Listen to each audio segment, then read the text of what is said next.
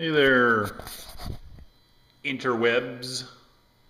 What I'm doing now, this evening, is working on a new forge. The mini forge has been fairly popular. They're going fairly regularly. More than one person's asked me if I was going to make a bigger one because they're kind of small. I mean, they work just fine, but the pans, you know, it's a hobby size. It's not a major, you know, size of a, I don't want to say proper forge because they're all proper forges, but you know, sometimes you need something fairly big to take long material, you know, that sort of thing. So what I'm working on right now is this one.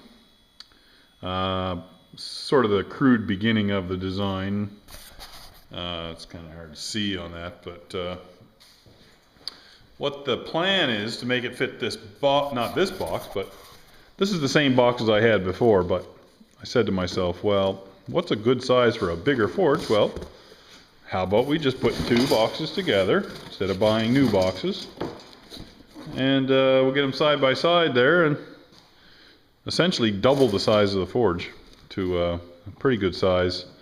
Let's grab a tape measure here. And we'll see how big is big. It's 17, almost 18 inches wide. And it'll be, I think it was, yeah, about 26 inches long. Which is a good sort of a average size for a forge.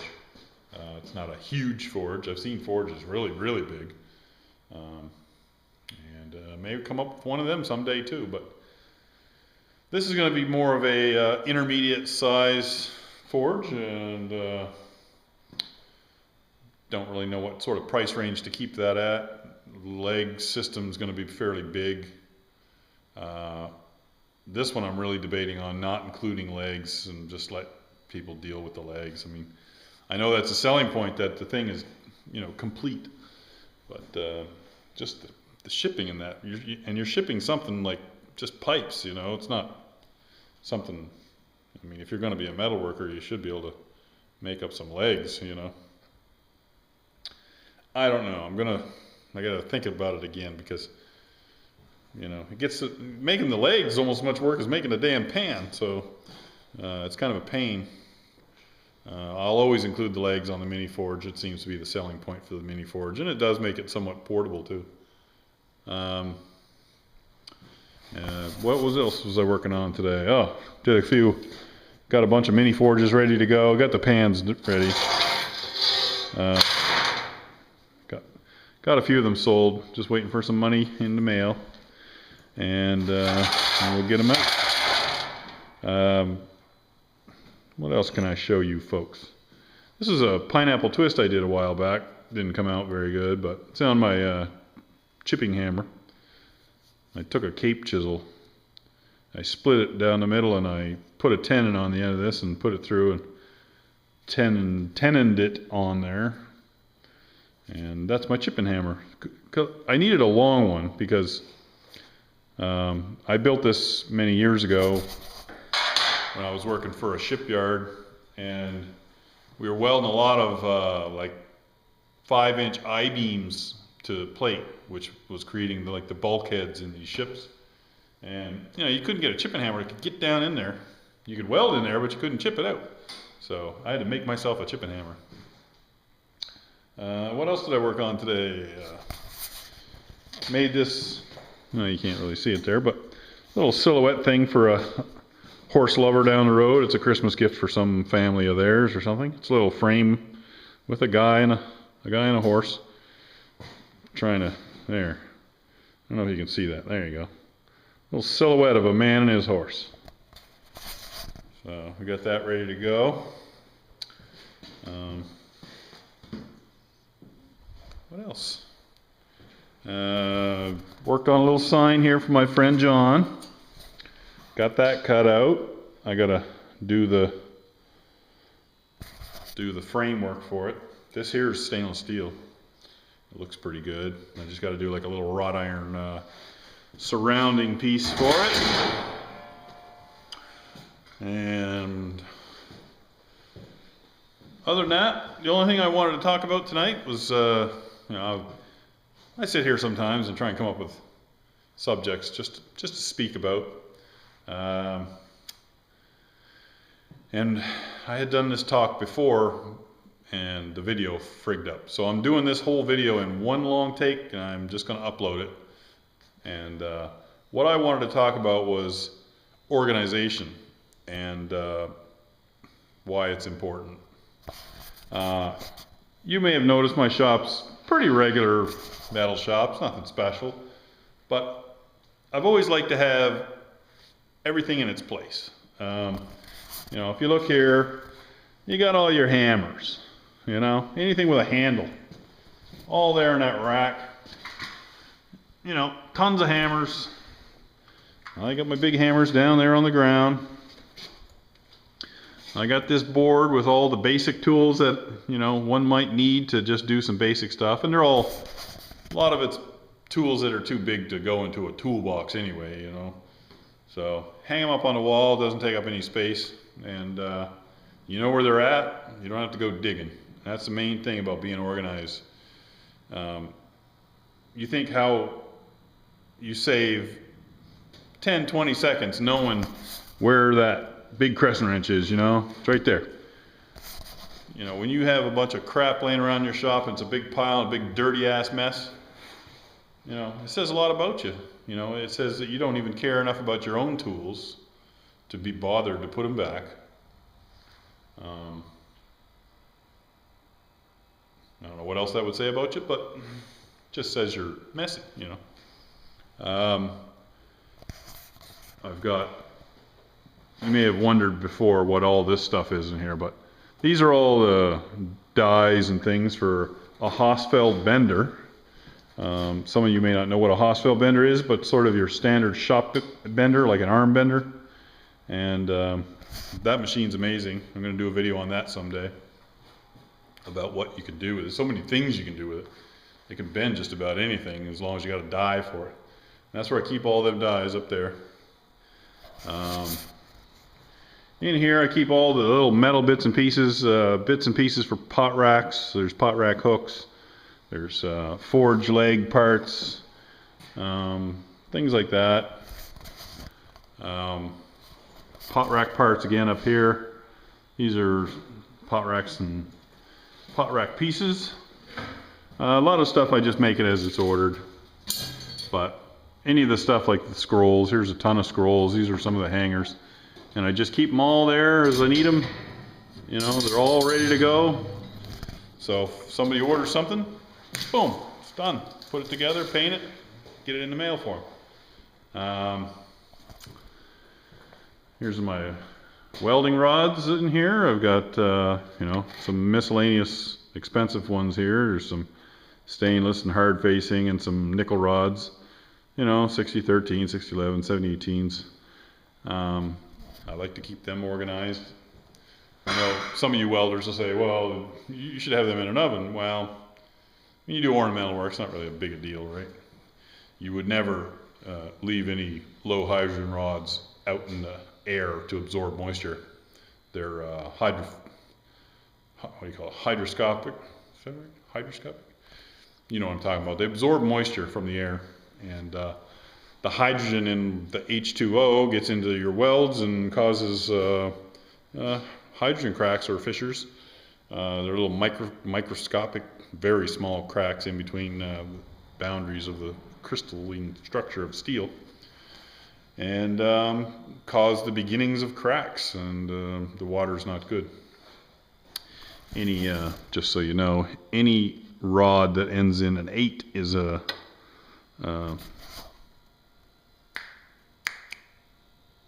hydroscopic rod. I also keep my tools organized here. I mean, like I say, I'm not the tidiest person. There's a lot of junk laying around here, but you know, I know where plasma parts are, TIG parts, welding bits and pieces, screwdrivers, you know, the basics. I even like to label it so I don't have to go hunting through drawers and, you know, doing guesswork. You know, wrenches and things, you know. There is one missing, but I keep that one right over there by the plasma cutter. It's the one I use to take the gun out of the plasma machine. And so it's always right there anyway. I know exactly where that 7018 always is. What did I say? 7018. 7/16. Anyway, what I'm getting at is you got to be tidy. You're not going to make any money running a dirty shop.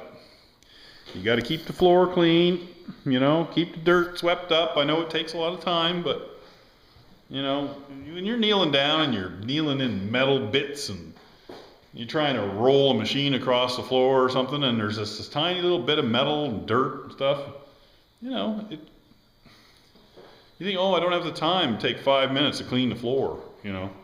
But if you count every time you trip over something and have to dig through something and hunt for something because of all the mess, it's taking more time. So, it's like I said before, it seems like you're being efficient. Really, you're being kind of lazy by being tidy because it's less work. And if you're a lazy bastard like me, then you'll keep your shop clean and organized because you don't want to work any harder than you have to. Well, I know I don't. I like to do as little as I can possibly do and get by with it. Anybody that knows me, knows I'm a lazy son of a bitch. It may look like I'm busy all the time, but I'm usually just farting around. And I hardly get anything accomplished, really, considering what it appears. Because I'm efficient. So I try not to kill myself work my balls off to make a buck. I try to do it as easily as possible with as little pain and misery as possible. And keeping your shop clean and tidy is one very important way of getting that done that way. I've had people tell me before that a dirty shop is a sign of a busy shop. Not really. It's a sign of a dirty shop. It's a sign of a inefficient shop, and it's a sign of an uncaring shop owner that has no pride in his shop. How can you be proud of a pile of crap and dirt? You know, clean up your mess. God, really? Come on. Okay, look, seriously. That's how friggin' lazy I am. Look, my wife told me to throw this chair out. I said, man, that'd be sweet in here. Oh, man, I can even lay back in this thing. Oh yeah. This thing will probably catch on fire. It's leather though. So, yeah, it's pleather maybe. Got a nice fire going tonight. I'm just chilling. I did do quite a bit of work today. Can't lie. I was at it most of the day. And it's getting like 7, 8 o'clock now. It's time to slow down, wind down, get this video done, and get it out to you folks who, love watching what I'm doing, I guess. I don't know. But, geez, what else? That's about it, I guess.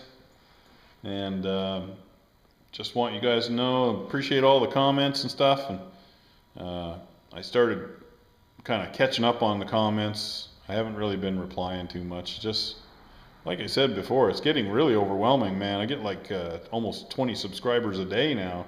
Everybody's got a question about something, so I really apologize if I don't get to you. I started going down through them this morning, and then my keyboard got all sticky. 2 different letters are not working properly, and I didn't know what the hell it was. I thought it was friggin' computer breaking down again, and turned out some food was underneath them, blocking them up. And I got them working now again, so I'll start going down some of the videos and just replying to everything and best I can. It's literally counting it there today. It's almost 400 comments a month, and some months are worse than others, so it's getting real tough to reply to everything. And at some point, you just got to give up. And it's nice in the beginning when you may only have 100 or 2 comments and questions about stuff you're doing.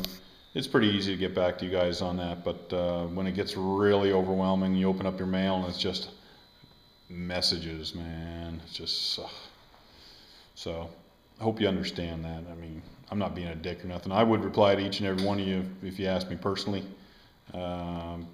if the time would allow, but it's really takes a lot of time. Adds up. And it's hard to give a creative answer sometimes, and you know, you want to just go down and say thank you, thank you, thank you, thank you, thank you, and then how does that look? I mean, it just looks like you're just saying thank you, thank you, thank you, thank you to everybody.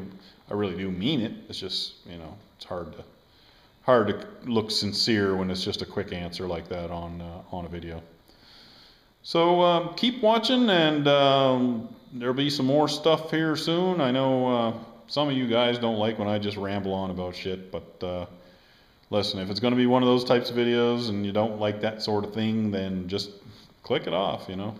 Don't give me a thumbs down. I hate that. Oh, I don't know what I'm doing wrong when I get a thumbs down. Sometimes I wonder if it's just, you know, there's people out there that just enjoy giving a thumbs down sometimes. Just whatever. It ain't the end of the world, is it? Because, you know, there might be one or two thumbs down and 50 thumbs up, and that's all that matters, as long as you're not generally being